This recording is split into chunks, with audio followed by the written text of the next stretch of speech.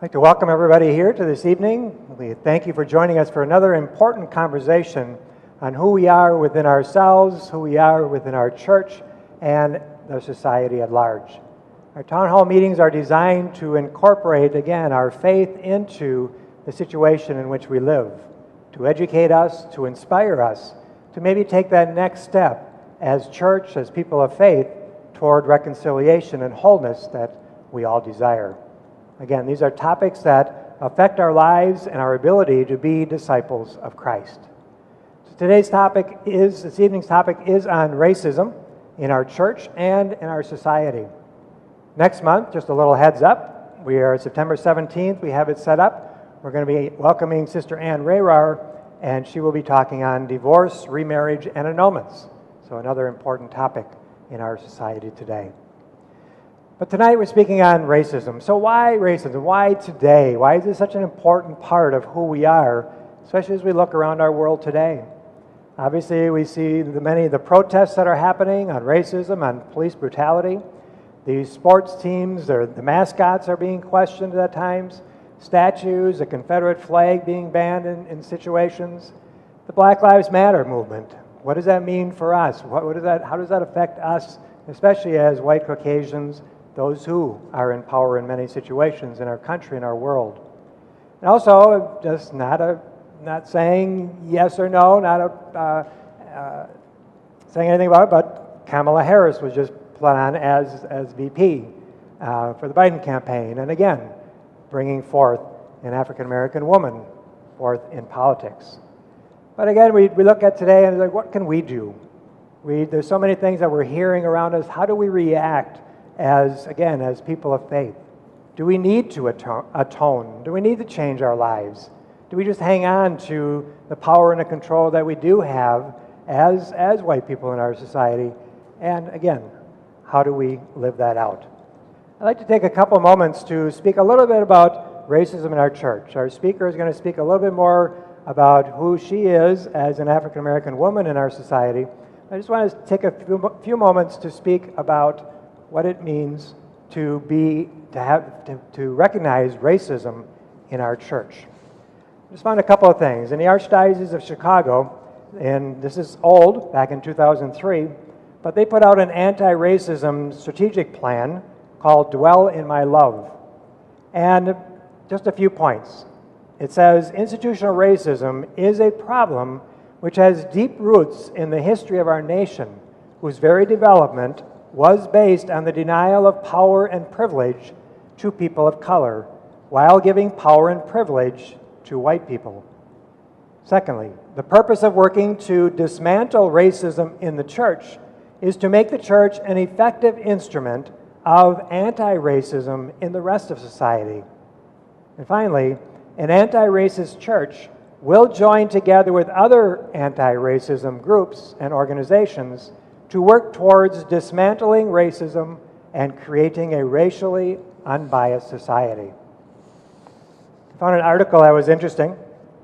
It says, Black Roman Catholics are hearing their church's leaders calling for racial justice once again after the killing of George Floyd. But this time they're demanding not just words, but actions. This is from June 22nd of 2020.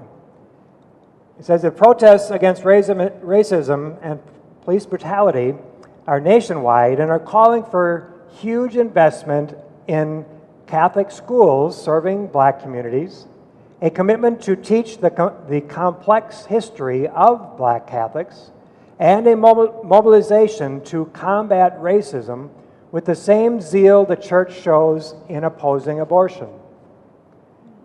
Professor Shannon D. Williams, a Black Catholic who teaches history at Villanova University, says, the recent statements fall way short when it comes to acknowledging the church's role in the contemporary crisis and direct complicity in the sins of anti-Black racism, slavery, and segregation.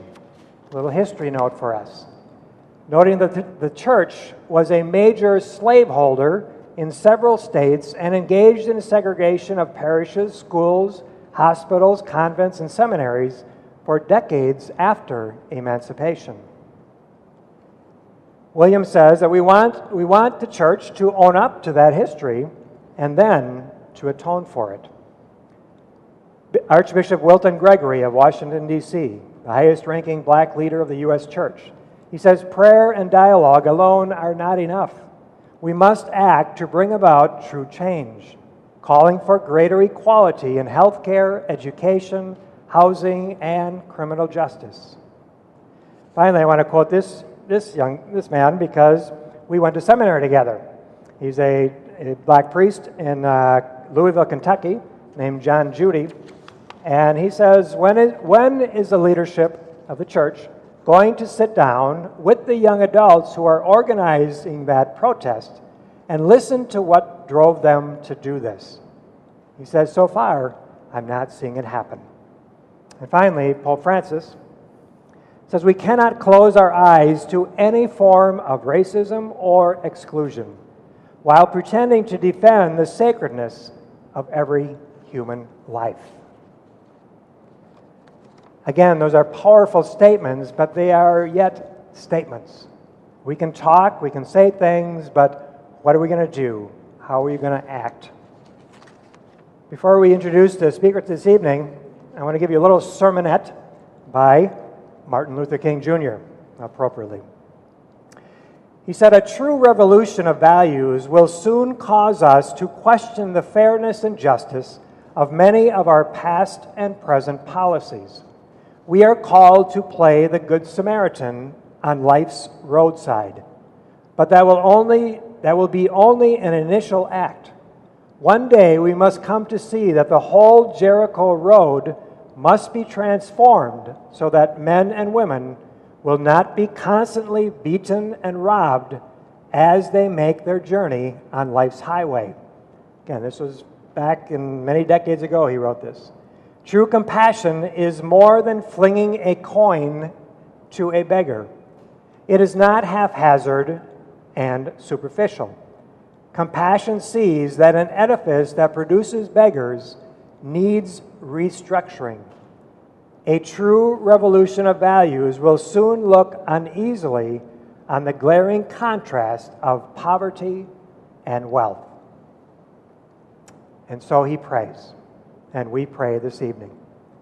Ever-present God, you called us to be in relationship with one another and promised to dwell wherever two or three are gathered. In our community, we are many different people. We come from many different places, have many different cultures.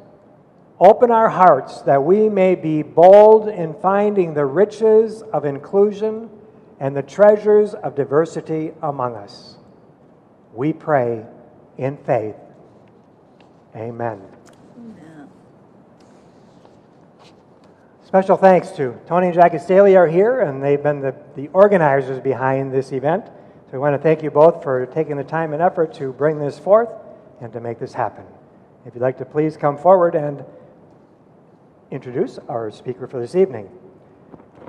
So Renita will be having her talk in just a few seconds, and then after that we're going to be having discussions and questions during this time, anytime from now on.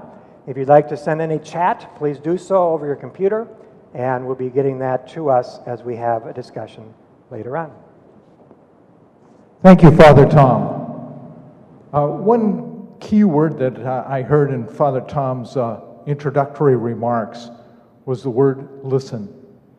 And I, especially after the George Floyd death, murder, one thing I heard over and over is the need to listen. As white people, we need to listen. Instead of offering solutions and saying, why don't, we just need to listen to find out what the situation really is, because we can't imagine it. So with that, we'll get started here. Our speaker tonight is Renita Robinson. She's the Chief Executive Officer of the YWCA of Greater Green Bay. She's served women, children, and low-resourced individuals for more than 30 years. She's been an advocate, an educator, and a supporter for the homeless, victims of sexual and domestic abuse, and individuals marginalized through a variety of oppressions.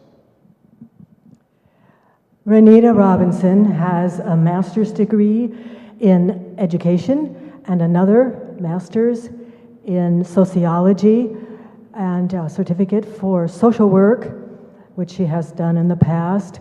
She is also actually finishing up her doctorate at the University of Minnesota in Duluth. So tonight we welcome to our town hall session Renita Robinson. Thank you. Thank you so much. I am so pleased to be here, and I appreciate the introduction, and I appreciate, Father, the words that led into this, and I am always struck by the synergy of things that it's time for. I'm always struck by that. I know that several months, maybe even over 6 months ago, I was asked actually to do this presentation. So isn't it quite fitting that on Monday night that I sat before the city, one of the committees of the city of Green Bay, basically signing on to a proclamation in conjunction with the Wisconsin Public Health Association declaring racism as a public health crisis. I love it. That is synergy. That is synergy. That is knowing and listening and being open and present and acting when the time is right. And so the definition of a public health crisis, a problem that affects a large number of people, threatens health over the long term, and must require the adoption of large-scale solutions to solve. Racism is undeniably a public health crisis. The Apostle Paul said in 1 Corinthians 9:19-23, "For though I'm free from all men, I have made myself a servant to all, that I might win the more. And to the Jews, I became a Jew, that I might win Jews.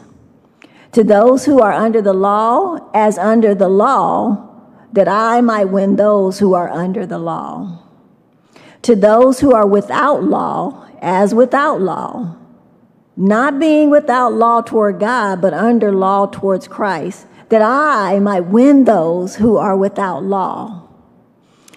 To the weak, I became weak, that I might win the weak. I became all things to all men, that I might by all means save some. Now this I do for the gospel's sake, not that I may be partaker of it with you." This opportunity to talk about racism and the tangents of racism and the complexities of racism with an understanding of the volatility of racism would not be appropriate without talking about the opportunity associated with addressing racism. I know that in my lifetime, I have never been in the middle of an opportunity that is as ripe and clearly appropriate as the opportunity that we find ourselves in right now after the murder of George Floyd. Martin Luther King is undoubtedly one of the most respected African Americans in the history of our country. And what he said about riots is that riots are the language of the unheard. And so there's been a lot of conversation about, is it right, is it wrong, is it good, is it bad? They're animals, no, they've been oppressed, no, they need, just all kinds of conversation about why, right? Why the rioting? And so I think the statement of people who have enjoyed privilege, and oftentimes white Americans who have had more power, needing to listen is quite appropriate. Because when we listen and people feel like they have been heard, then they don't riot.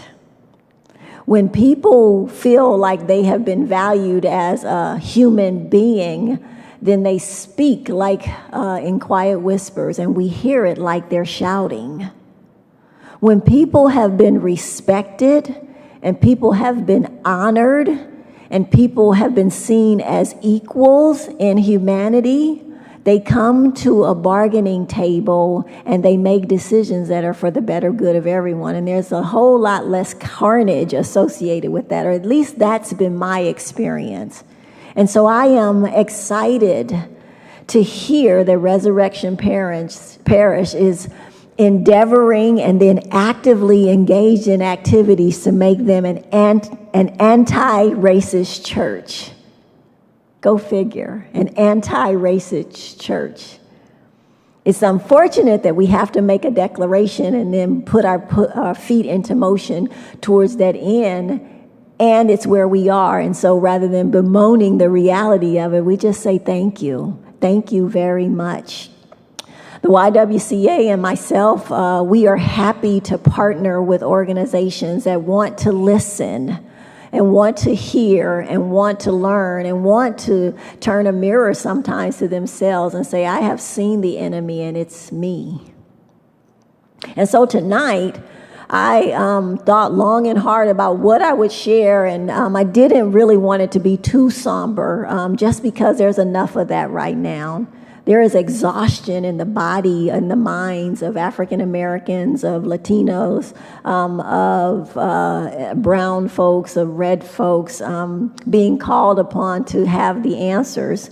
And so tonight, I think that I would like to lighten up the conversation with some things that may look like, oh, they're interesting kind of takes on it, but really attempts to get people comfortable enough to think.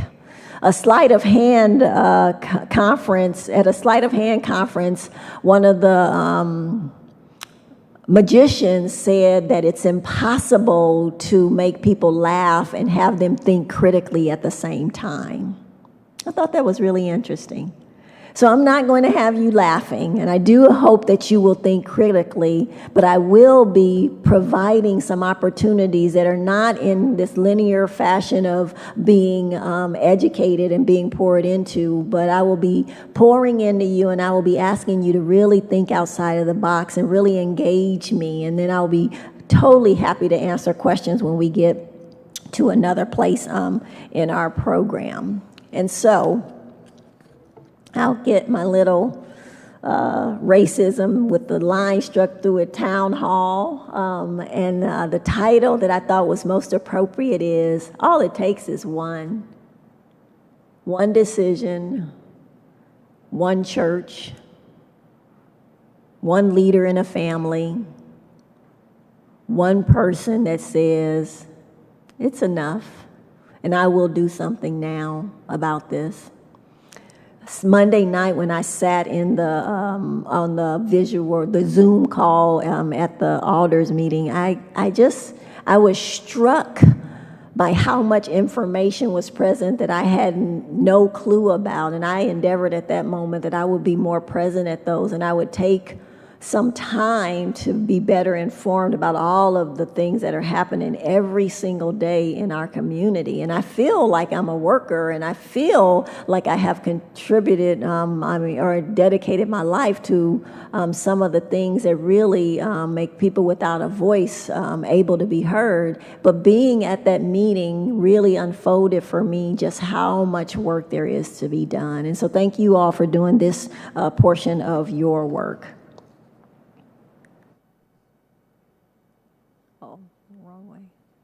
All right, so who I am, and they said a little bit about mostly my academic me. And I like to remind people that come together in shared spaces that all of us bring a history with us. Like, we didn't come by ourselves. We came in here with our parents, our siblings, our extended relatives, our neighborhoods, our churches, our parishes. Like, we came in here with all of them. They are not chomping at the bit and they're not speaking out loud, but they're in us. And so whenever we are engaging something like the topic of racism, all of those people, all of those experiences, all of that history is here with us. And I just like at the beginning of my talks to say that I came with a lot of history to this presentation. that I came with some political ideations, and I came with a history of social interactions, in particular with white people, that inform my presentation today, that inform my ability to listen and hear you when you ask questions or when you make statements. And each of you came with the same set of realities. And so I want you to be mindful of that when something is said, that you kind of go, "Rrr," you know, and really ask yourself the question about what happened there and what was it that made me feel that.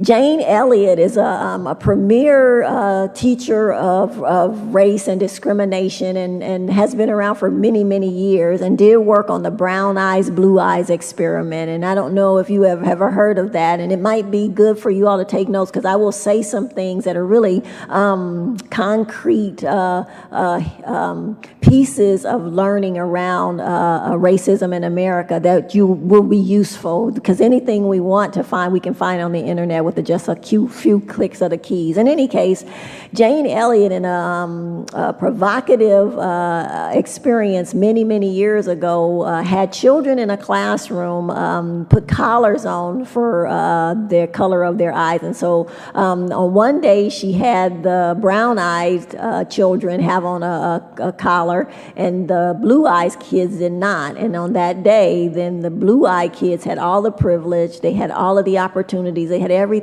that was good.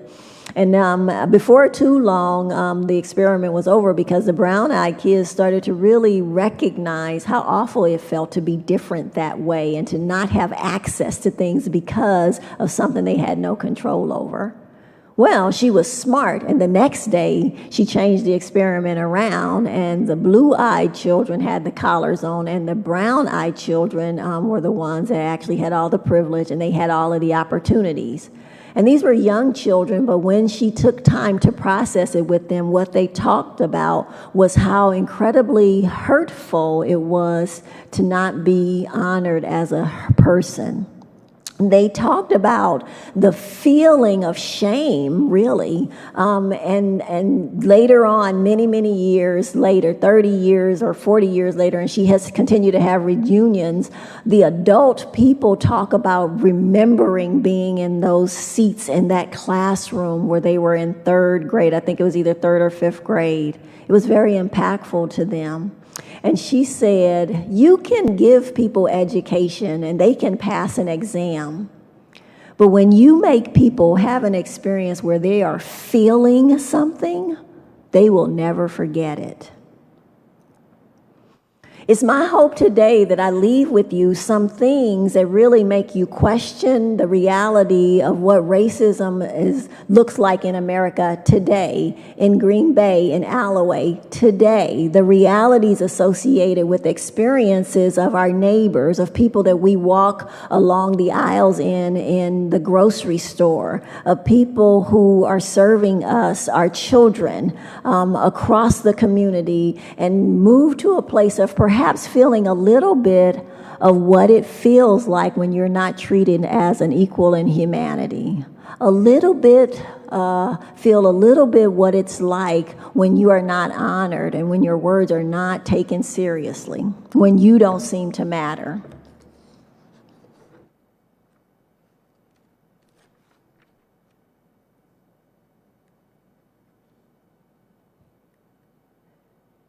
All right. So racism in context, it's really quite a big word to kind of try to define, but I will try to give you some loose definitions of racism, because there are thousands, literally, of definitions of racism.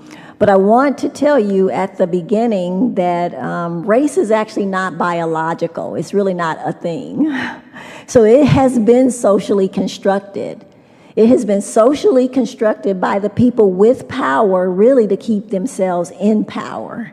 And what we see now with the rioting, and what we see now with the marches, and what we see now from sober-minded people saying enough is absolutely enough, is them rejecting what was constructed in terms of saying that there are some who are smarter than, better than, wiser than, more deserving than others. That's the simplest part about racism. And so racism is socially constructed, and I want to highlight the fact that racism has multiple dimensions.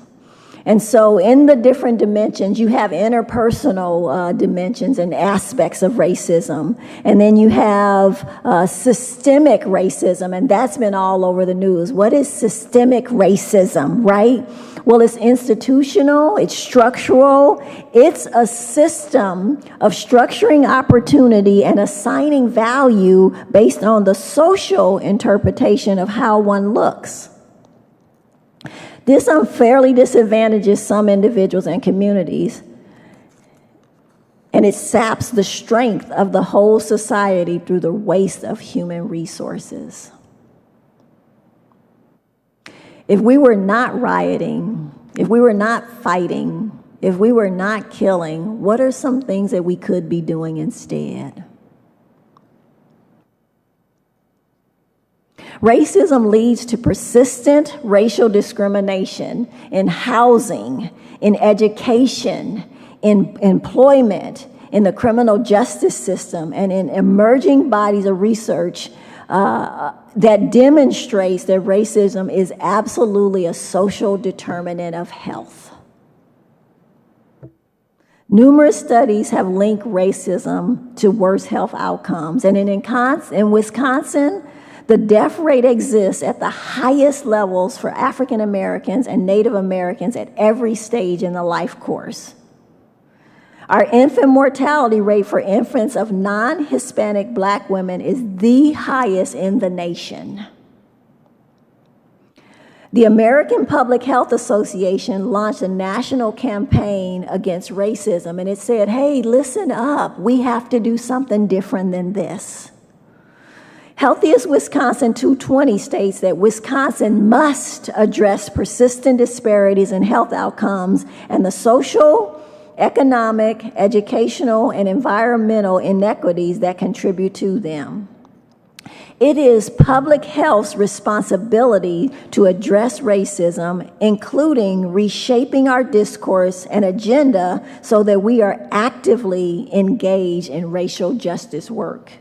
And it is everyone's responsibility to be engaged in racial justice work.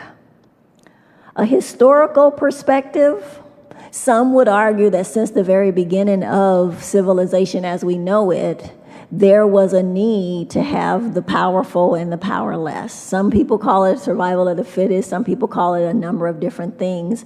And the race piece is actually, in its social construction of it, is something that actually was, that could have been changed. And so I have pulled out a piece from Dr. Martin Luther King that actually was recorded in my birth year. I'm 53 years old, so 53 years ago, Reverend Dr. Martin Luther King Jr. had an understanding of the implications of race that was so crystal clear that I thought that it was useful for us to look at it and have it as something to discuss today.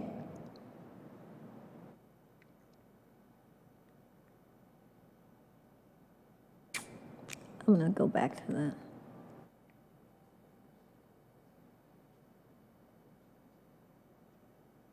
What is it about the Negro?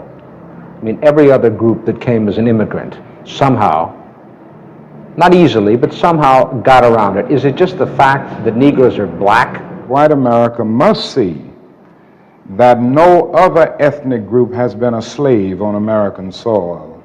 That is one thing that other immigrant groups haven't had to face. The other thing is that the color became a stigma. American society made the Negro's color a stigma. America freed the slaves in 1863 through the Emancipation Proclamation of Abraham Lincoln, but gave the slaves no land or nothing in reality, and as a matter of fact, to get started on. At the same time, America was giving away millions of acres of land in the West and the Midwest, which meant that there was a willingness to give the white peasants from Europe an economic base. and yet it refused to give its black peasants from Africa who came here involuntarily in chains and had worked free for 244 years any kind of economic base. And so emancipation for the Negro was really freedom to hunger. It was freedom to the winds and rains of heaven. It was freedom without food to eat or land to cultivate, and therefore it was freedom and famine at the same time. And when white Americans tell the Negro to lift himself by his own bootstraps, they don't look over the legacy of slavery and segregation. I believe we ought to do all we can and seek to lift ourselves by our own bootstraps, but it's a cruel jest to say to a bootless man that he ought to lift himself by his own bootstraps. And many Negroes, by the thousands and millions, have been left bootless as a result of all of these years of oppression and as a result of a society that deliberately made his color a stigma and something worthless and degrading.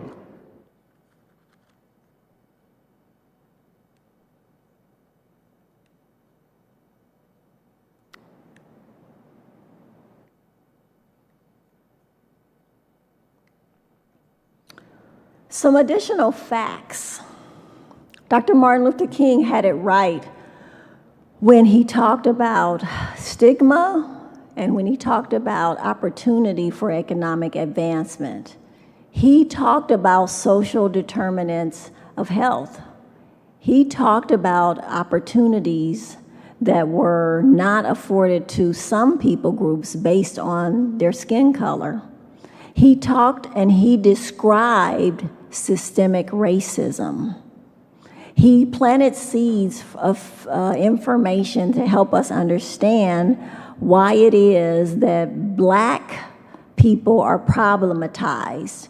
When the reporter asked the question, what is it about the Negro? What is it about the Negro? Basically problematizing the Negro. Well, it's nothing about the Negro, and it really has very little to do with the Negro, but it has everything to do with the systems that are structured around the Negro to fail, about the systems that keep the Negro from the same opportunities that, as he put it, that European peasants were afforded in volumes. And so when you talk about things like life expectancy and when you talk about social determinants of health, what has to be looked at and understood is that the statistics and much of the data, it actually paints a picture that further explains this whole idea of systemic racism. And so in terms of life expectancy, in Brown County, white citizens live on average 16 years longer than black citizens and 18 years longer than Hispanic citizens. An African American baby born in Wisconsin is less likely to be born at a healthy weight and less likely to live to age 1 than an African American baby born in any other state in the Union. That is here in Wisconsin. 11% of white citizens in Green Bay and Brown County live in poverty. 72% of Pacific Islanders in Green Bay live in poverty. 46% of Green Bay's black population lives in poverty. 33% of the native population lives in poverty. 23% of Hispanic members of our community live in poverty. While black citizens make up only 2.5% of our population, they represent 27% of our homeless population. And the black citizen in Brown County is 10 times more likely to be incarcerated than his white counterpart. A Native American is more than 5 times more likely to be incarcerated than his white counterpart. Those are the facts. Being white in Wisconsin can blind one to the public health crisis that our non-white citizens face, but the data, it simply does not lie. So, how does systemic racism affect people of color? You are starting to get a clear picture of the ways that it creates barriers that become insurmountable. Structural racism prevents or makes it more challenging for people of color to participate fully in society and in the economy. We know that the one who pays the fewest taxes wins. We know that landowners have the capacity to transfer wealth across generations. While structural racism manifests itself in what appears to be separate institutions, housing insecurity is created in people of color. The racial wealth gap is expanded. Education becomes less accessible, and policing becomes a familiar refrain in the lives of non-white members of our community.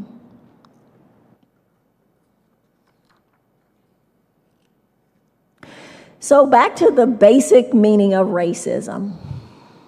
Racism appears to be a word of recent origin, with no citizens currently known that would suggest the word was in use prior to the early 20th century. But the fact that the word is fairly new does not prove that the concept of racism did not exist in the distant past. Things may have words to describe them before they exist, like spaceship, for instance. It's been around since the 19th century, well before the rocket-fired vessels were invented. And things may exist for a considerable time before they're given names. T-shirts does not appear in print until the 20th century, although the article of clothing existed prior to the 1900s. Dictionaries are often treated as the final arbiter in arguments over a word's meaning, but they are not always well suited for settling disputes.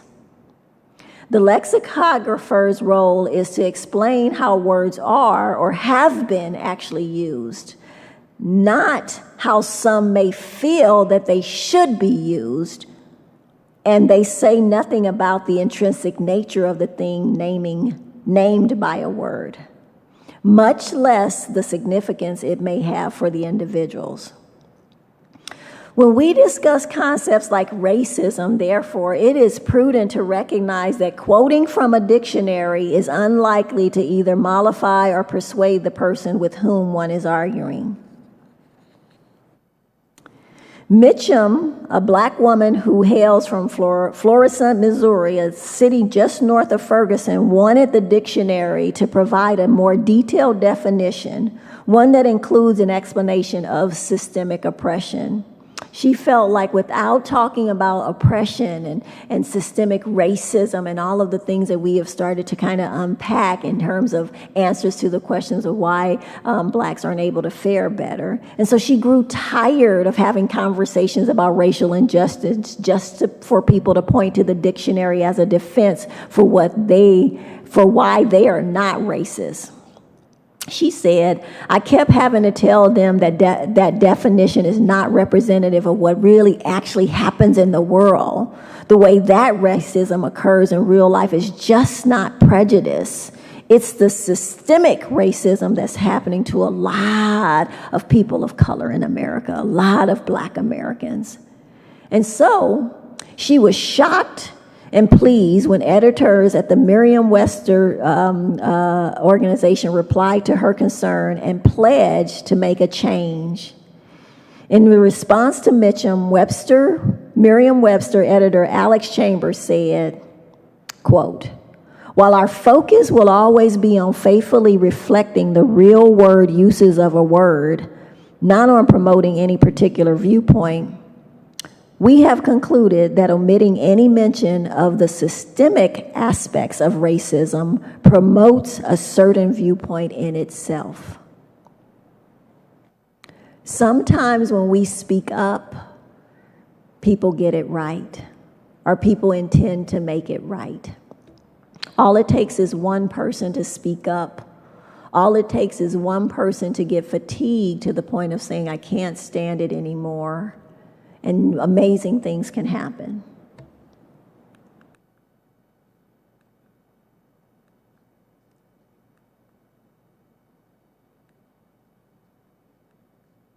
What is it about the Negro? Okay, so the stages of change. I like to say that there are actually 3 stages of change. This is my personal opinion. There are patterns associated with changes that are difficult because change is hard.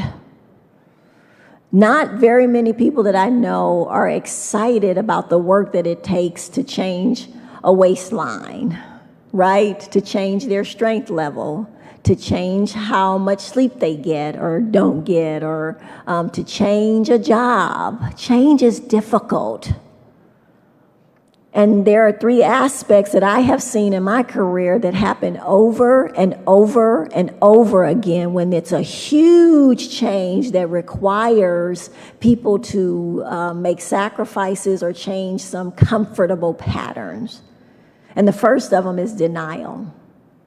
First, people say that there's not a problem. There's really no need to change. That's just the Negro. That's just the black folks. That's just the Latinas. That's just those other folks. They just have an issue with it and they're always making trouble, right? There is denial and there is a shaming and there is an attempt to make them be quiet.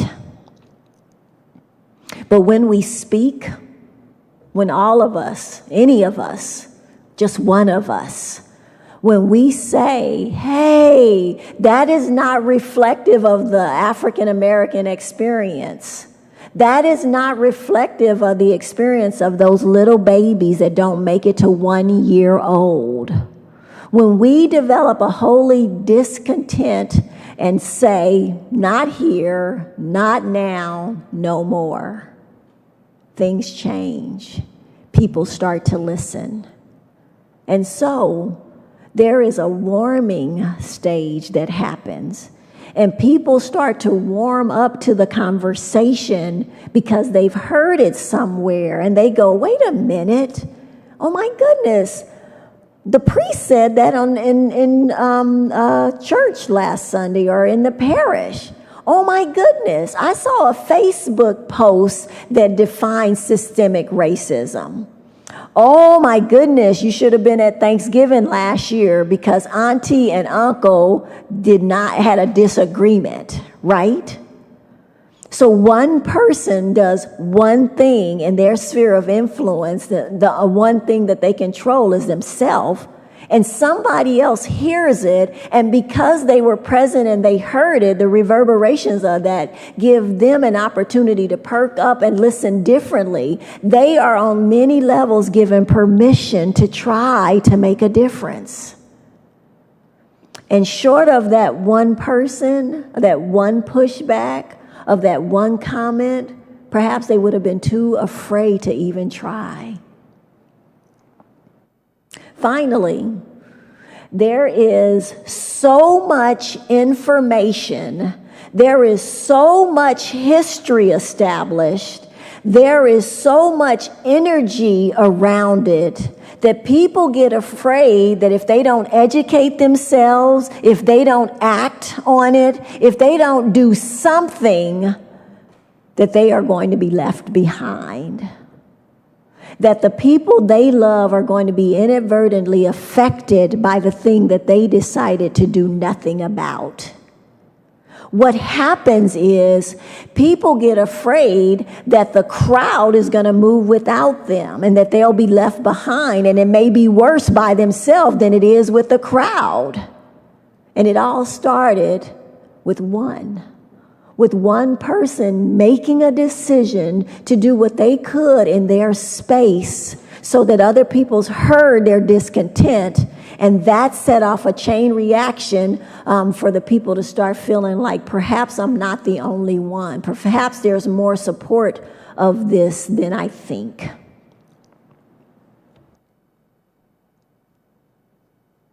It is time for change. That said, why don't we start to give ourselves the opportunity, right? Find out your why. Find out why you say, oh, that's just those folks making noise when you hear something that makes other people weep. Find out why you go and ball up in a fetal position when you're in a communication about things that you know are not true and you fail to speak up. Find out your why. Gain an understanding of what keeps you up at night. And the way you do that is by exposing yourself to new things. If you don't try 100% of the time, it's true that it won't happen. But if you try, maybe something will happen that you didn't expect. At the YWCA, we create amazing opportunities for people who wouldn't otherwise be in the same space to find themselves sitting next to, sitting across from, sitting in a group with people who are very different from them. And before long, what happens is they start to find out, oh my goodness, there are some things that we have in common. We're not as far away from each other or not so much different from each other as I really thought. It exposes people to new things. Remember, change is hard. And so sometimes we have to give ourselves these little challenges. I don't know if you all like puzzles, but I love to challenge myself. Can I do it? Will I do it? Well, what'll happen if I do it, right? And so we challenge ourselves to try different things. And you know what? I tell people all the time, you can do anything with friends. I see some longtime couples here together, and those are friends. You can do anything with friends.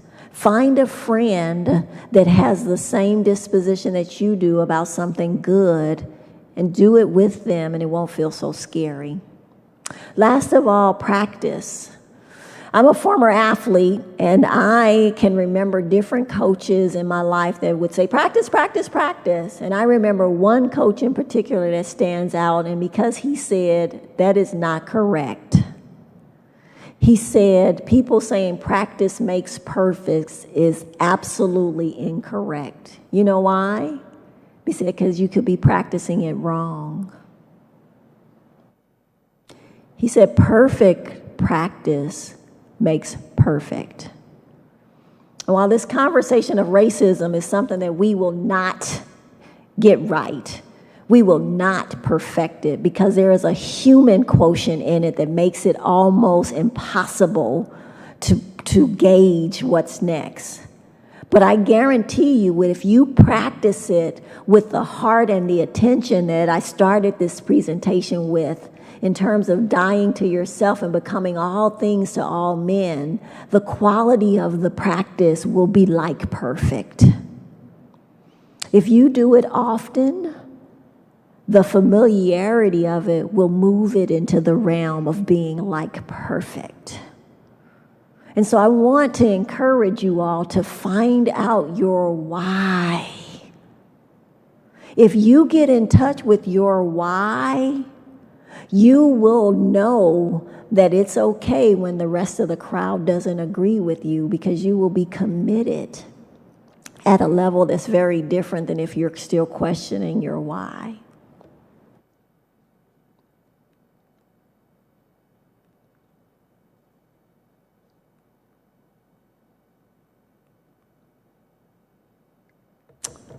Declaration Day. Remember what I told you all about our history? Like all of us brought our history in here with us. All of us have a past, and it informs who we are today, and it also informs where we're going. And so there have been 2, 3, maybe half a dozen things that I've said that are perhaps new to you. Maybe some of the things are old things and you've heard them all before. I want to ask you a question about those things. Who were you before you heard those things? Maybe it's only one thing that really stuck out in your mind and made your brain go off like the 4th of July. Who were you before you heard that thing? Who are you now that you have that information? How do you see that information now that you have information?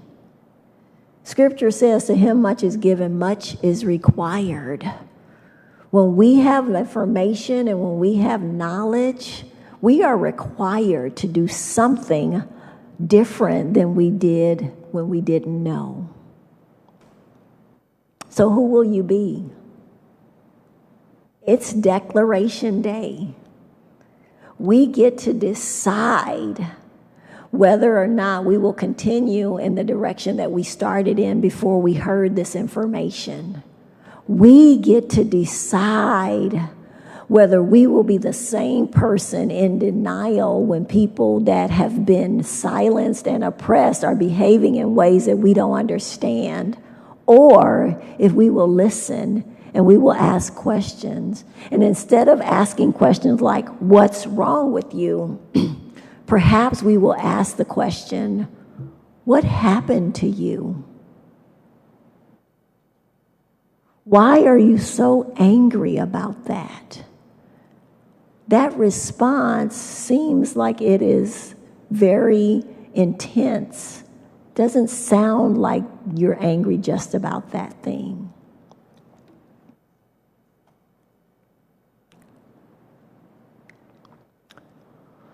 Istam Bayai has this beautiful presentation that brings to bear the reality of how we sit in the universe. We don't often think about how much we matter. And I tell people almost at every presentation that I give that you made a difference today in my life.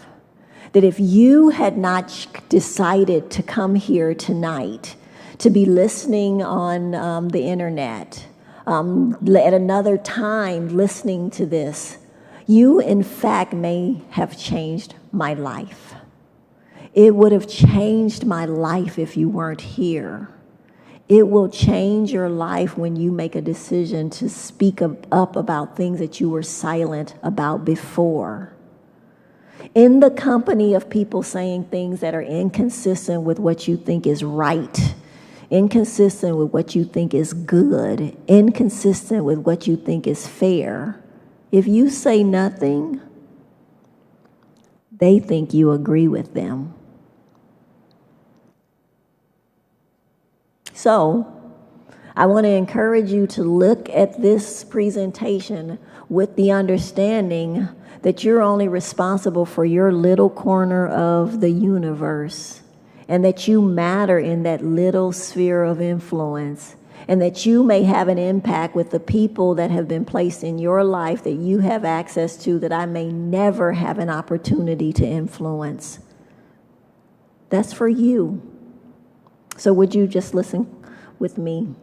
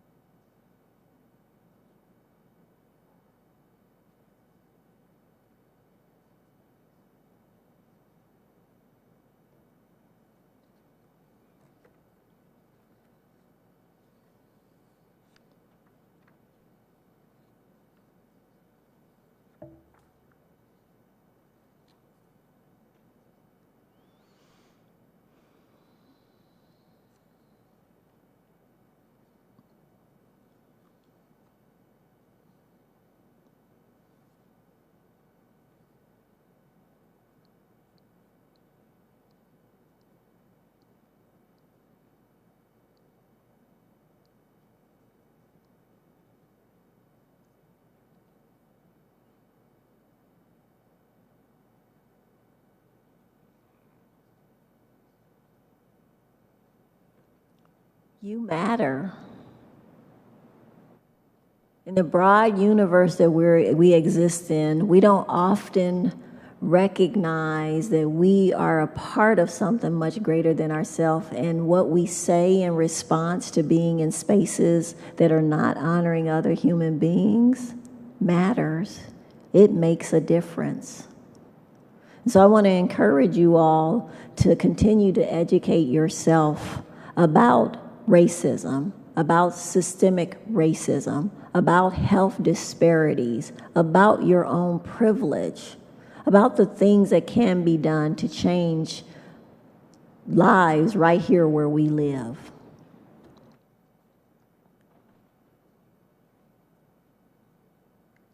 All it takes is one, and you get to be the one. You get to change your mind. You get to change your decisions. You get to take a first step and change direction. And all of these things will make you stand out and become the most excellent version of yourself.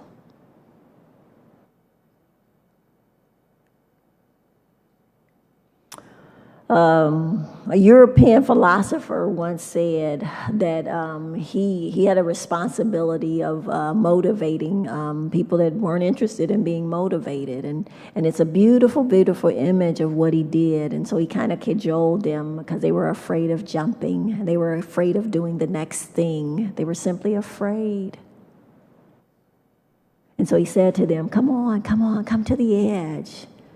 And they said, oh, no, we're afraid, can't do that. And he said again, come to the edge. I suspect that he said it many times, and we just heard the very end of him saying, come to the edge. And they came eventually. And when they got to the edge, it seemed like a cruel joke, but he pushed them. And you know what? They flew. There are things in tonight's presentation that are a push for you. If you find yourself up at night unable to sleep because of some of the statistics, some of the facts that were shared to you, I encourage you to continue to educate yourself about what you can do in your sphere of influence. There will be another family gathering where things are being said that really you have a visceral reaction to, but historically have not responded to or said anything out loud. And I encourage you to be reminded of my voice telling you that that's your opportunity in your sphere of influence. I want to encourage you all that change is hard. And there are tons of people in this community who are attempting to change the historic trajectory of life for people of color in this community. And I feel very privileged to be at the helm of that charge. And so we are doing some things at the YWCA that gives folks an opportunity in a safe space with friends to do the next thing. We have a series of Stand Against Racism events that will be starting actually next Wednesday. It's an hour presentation where you can look ahead at the topic, and if you want, Zoom in with us. You can do it in the privacy of your home. You can invite people that are in sheltering or in your space with you to come and listen and talk about it after the things happen. We have the Where We Live series that started after the death or the murder of George Floyd, and that was in Memorial Day weekend, and we have served over 20,000 individuals through that platform. The timing right now is very different than it was a year ago, 5 years ago, 10 years ago, so I want to encourage you to seize this opportunity. Next week, we have a Women of Vision Luncheon. If you haven't already purchased your tickets, I invite you to buy a ticket and hear of the marvelous work that's happening at the YWCA. We have ongoing opportunities for community education, like I just mentioned to you. And then in October, we have two special conferences. One is an implicit bias conference, and we will be talking about the extensions of racism in the form of implicit bias, and those are many of the things that we don't know that we don't know. Biases that come with us when we bring that history with us and that determine how we behave and treat other people. And then we have a women's empowerment conference where we are looking at the realities of what it is to be from an oppressed group and oppressing because we've been oppressed. The Women's Empowerment Conference is a marvelous time, and I have had numerous women tell me that they had experiences at that conference that changed their life. And so I invite you to visit our website often, and there may be something for you. And so I want to encourage you all to visit and visit us. And once we are on the other side of all of the things that are happening and are into a routine of a new normal, visit us often at the YWCA. If you need to get in touch with me, this is my phone number, my email address, and this is our website. And so you can call the YWCA of Greater Green Bay downtown any day of the week, and I'll be around, or they'll know where to find me. And so I want to say thank you. Thank you for listening to me right now. Thank you for inviting me, and thank you for endeavoring to partner with what we are doing in an attempt to eliminate racism, empower women, promote peace, freedom, and dignity for all. So thank you, and I think it's time for me to turn this mic on so that I can get some questions. Correct. Okay, Correct. excellent. All right, Thank you, Renita. Amazing. An amazing job. I feel like you pushed me to the edge now, and now you're going to push me over. So I don't know if you want to sit or you want to stand, either way. If you want to come up. Okay, I'm coming. We do a few plants here in the audience, shall we say, and if you have any questions or comments, we can do that. I do want to, if I can start out though, because I was very much impacted with what you're talking about as far as denial. And I think most people that I speak with and I see within myself, I think we hold on to denial. You know, it's probably something where the, shall we say, the dominant culture, the whites in our society, you know, we don't have to change, right? From our point of view, we've already have the opportunities. We already have the power to grow up in a family and to go to get an education and do what we can do. So that denial piece is really interesting for me. I can look at myself and my own life, and I was in the Dominican Republic where I was the only white person in a society of color. And in fact, that was one of the stopping points for the slave boats coming over, the slave ships coming over, was in Haiti and the Dominican Republic. And so there's a strong presence of African heritage there. And it was interesting because there was a kind of a reverse situation for me. I was the only white person and everybody else was black. And it started affecting me. I could feel it. Even though I was considered the rich American in a sense. You know, I had resources, much more than they did. I still felt like I wasn't part of that culture. And it was just an interesting situation. I have a friend who's black in Cincinnati. I have a friend, Tony, in Chicago. I was listening to a commentator. He was talking about racism, and he says, "I'm not a racist. In fact, the person right there with the camera, he's black. Therefore, I'm not racist." My hunch would be it would be easier for us to realize that we are segregating, discriminating against blacks today if we had the drinking fountains right there in front of us. If there was a law that says all black children go to this school and all white children go to this school. So it's easy to stick into the denial aspect that, like Martin Luther King said, well, just pull your bootstraps up. You know, and it was fascinating. It was like, well, but if you don't have boots, how are you going to pull them up? So I guess your reaction to how do we move out of denial? How do we realize that as the dominant culture, how do we take that step, as you were suggesting? It's that decision, that step. What can push us kind of over the edge to say that there's something larger that I might not do right now, but that I am participating in by saying nothing or by going along with all the control opportunities that I do experience and enjoy without sharing it. Right? Does that make sense? Yeah, it does. It does. And I think that what you have to do is get in the habit of sitting with the discomfort of it all. Because it's actually uncomfortable to feel marginalized. You said that you started to experience it even though you were perceived as wealthy and you were perceived as things that may not have been true. You had some privilege in that. And I think that it's uncomfortable to think about being marginalized. It's uncomfortable to sit in the seat of being not having. People like to talk about empowering other people, but people don't talk often about privileging other people because it's at a cost.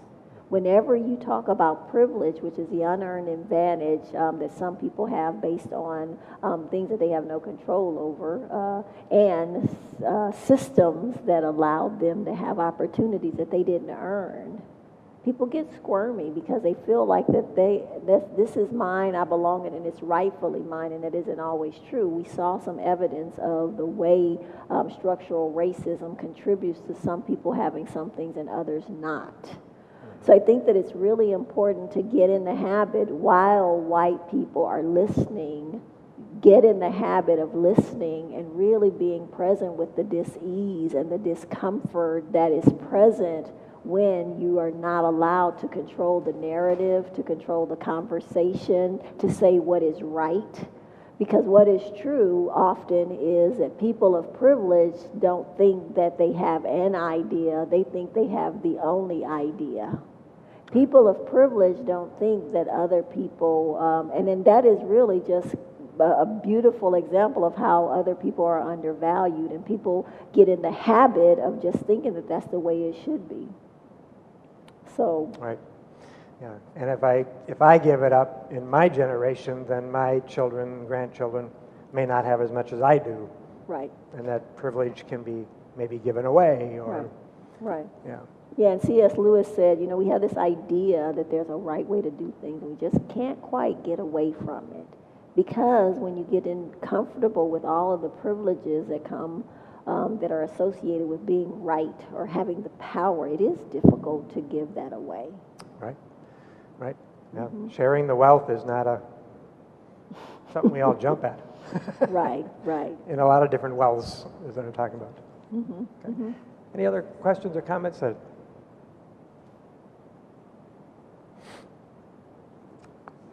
And if you want to send in a chat as well, we'll be happy to. Thank you so much. You did a marvelous job of explaining racism. I'm wondering how you would compare the idea of prejudices with systemic racism. If you could speak to that a bit. Indeed. I think that they are very closely related. Well, when you have systems that have structured things so that you have those who have and those that have not, then you start to decide who gets to have and who doesn't. And so a prejudgment or a prejudice is that you have already unconsciously or consciously made the decision that somebody who is different than you think is the deserving person deserves. And so prejudice is you have made a decision, even if you didn't know that you made the decision, but before you had to do something about it, you already decided that person wasn't valuable enough to have what they are saying they should have or that kind of thing. And so prejudice is a little bit of difference. And then if you look at the sequence of things, then there is belief, there is then action, And so then prejudice is there's a thought, there's a belief, there's an action. And so when you prejudge, you basically then will be engaged in actions that actually are the manifestation of it. And some of that then is the systemic racism. When I discriminate against a person and don't allow them to have adequate housing, and their children and the children of that family go to a place that has mold in it and they get asthma, then you start to see the social determinants of health, right? You see how they're interconnected. You see how, like, I didn't believe that they would take good care of my property, so I didn't rent to them. And as a result, then they had all of there was this negative sequelae that happened, right? Even if we weren't there to see what happened as a result of our decision, but that's kind of how they start working. And yeah. Thank you. So it's sort of the prejudice is the beginnings of how then systemic racism just becomes so prevalent. Right. Through some of our prejudices, our thinking, right, and then acting. Yeah. So this is another, just more of maybe a personal question regarding, I don't know how long you've lived in Green Bay. I'm just wondering what your experience has been in becoming part of the community and your acceptance and what you had to do to make that happen. Yeah, it has really been the best of both worlds. I have seen very lovely people here in Green Bay, and I have what I call some cultural navigators. So I have several white women who actually have spent time really getting to know me and developing relationship with me, and I have learned as much from them as they have learned from me. But they have validated me differently than I even realized I needed to be validated, or I didn't know that I was operating out of from racism, that I had a perspective of proving myself and needing to do all these things. But when I developed real relationships with some of these people and was affirmed and accepted, something changed about me needing to perform so much. And so then I have had some other experiences, because when you're a person of color, in particular if you're a black leader, there is a lot of unconscious bias that happens, and people don't know they're behaving that way and that it's related to their prejudice, because some people have never had a black supervisor. Some people have never had a black woman tell them, no, that's not appropriate, and I would rather that you do this. And so even people that are rule followers, I'll get some pushback on some things and immediately feel like, yeah, I know what's happening here. And so, I'm just old enough now where I don't have to win every battle, but I do make sure that people are aware of what's transpiring. And so I give people information. I take some interactions and I say that's just information for me, because it helps me to see where people are on a continuum. And so the YWCA is starting to institute some programming around an intercultural development inventory, and it's a fascinating instrument. It's been used across the world, actually, and it kind of measures where people are on a continuum. And so denial is actually the first phase, and then there's minimization, but there are these levels of kind of what you think about people who are different from you and that kind of thing. And so what happens is when people don't think you are a whole person, right, they treat you differently. And so I forget, something happened recently. Well, a few things have happened recently, and I don't want to start going down a rabbit trail about that, but I was in a conversation about one drop of blood makes one drop of black blood makes you 100% black. And so if you have one drop of African-American black blood, then you're black. And so then you have some consequences associated with that, right? And then there was another conversation, and someone was talking about, it was the mascot conversation, and I had some Native Americans on our Where We Live webinar, and they were saying that the government had very strict rules, and they followed them. From birth, they numbered them. And then they decided, okay, are they 40% Cherokee? Are they 60% Navajo? What is the percentage of pure Native American blood they have in them? And so we had this conversation, and it was fascinating for me to think about the consequences of from being born being followed and tracked. And it just made me think of so many things that have changed and are better, but are still the exact same. It made me think about how many loopholes we have in legislation that really have undone practices, laws that made discrimination unlawful. You know, we have a situation right now where evictions are skyrocketing, but there is a stay with the coronavirus. But they're skyrocketing, and landlords don't have to give an explanation for why they're evicting the tenants. We live in a no-fault, an at-will employee state. And so people don't have to say why they're firing someone. Well, the discrimination laws around employment and around race, they were enacted so that people had to say, so that there could be consequences for when people were making a decision based on those protected classes, race or religion or gender or those kind of things. And so it's just interesting that there are still so many things right in plain blue that are evidence that things have really changed, but they haven't changed so much. And so with cultural navigators, I think that my experience has been such that cultural navigators and people of privilege who I have relationships with have vouched for me. And as a result of that, I've had a much easier time than people of color who didn't have relationships with people who were already in the community, respected in the community, and were people that other people looked to and would listen to and would count as a good reference. That was a long answer to your question. Sorry about that. Good. Yeah. I was wondering if you could speak a little bit. I talked to you earlier about the Black Lives Matter, just kind of that logo and where that's going in our society.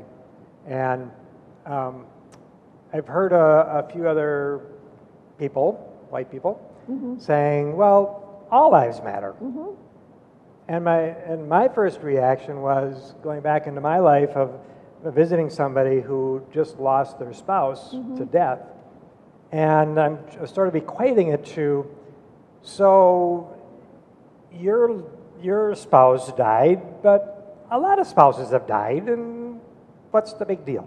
And it just seems to be an emotional letdown, an emotional sabotaging to say, well, it's not important to say Black Lives Matter. Let's just not use that term, let's dismiss it, because all lives matter. So what's the big deal? Right. Again, it's almost, I'm going back into my own sense of it's denial again, It right? absolutely is. Yeah. It's saying that the point you're making about black children dying at a higher rate than any other children, it is denying that the evidence that people of color, in particular people with black skin, are not being given access to things that the average person is being given access to. And so when people argue about all lives mattering, a question is, would it make a difference? Would it make a difference if it did?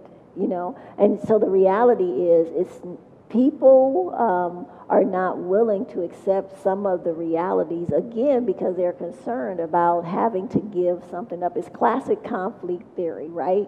And so people are afraid that if they say Black Lives Matter, that means they're saying white lives don't. That is not what Black Lives Matter is.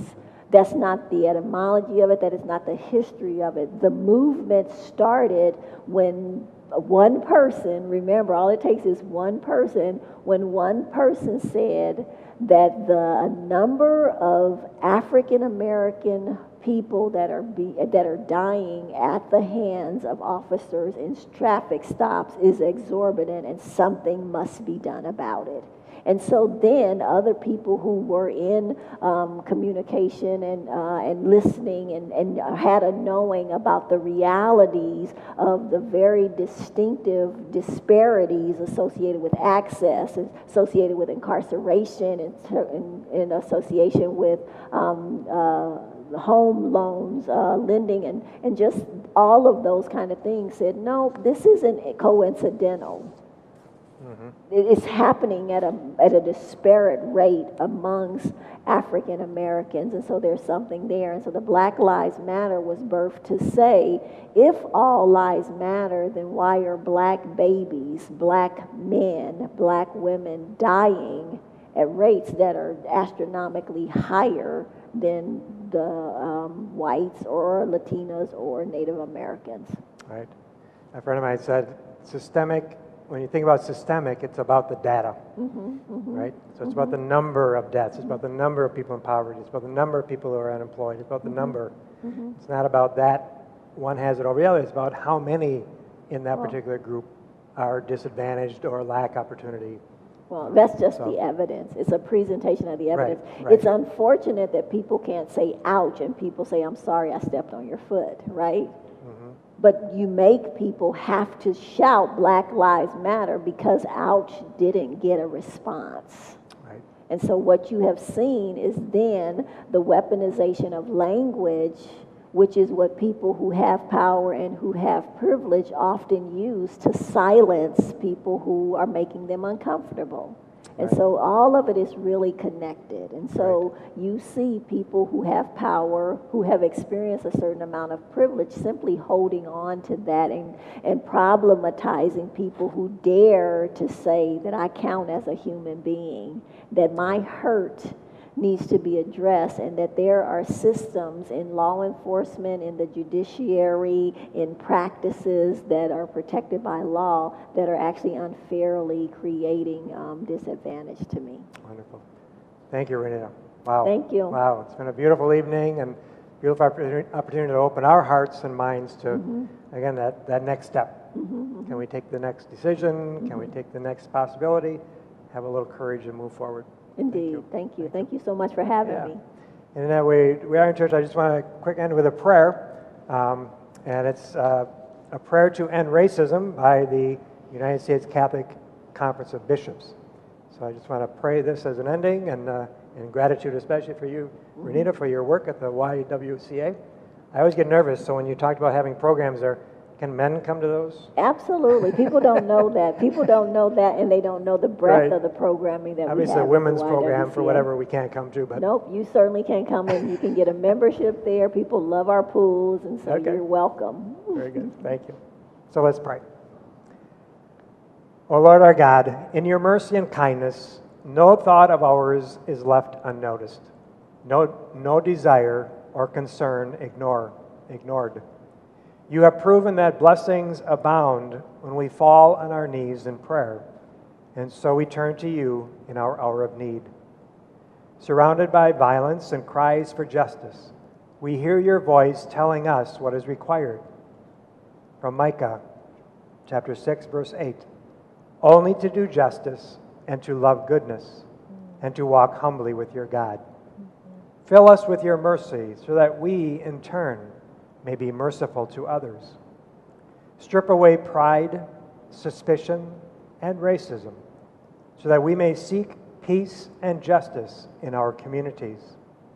Strengthen our hearts so that they beat only to the rhythm of your holy will. Flood our path with your light as we walk humbly toward a future filled with encounter and unity.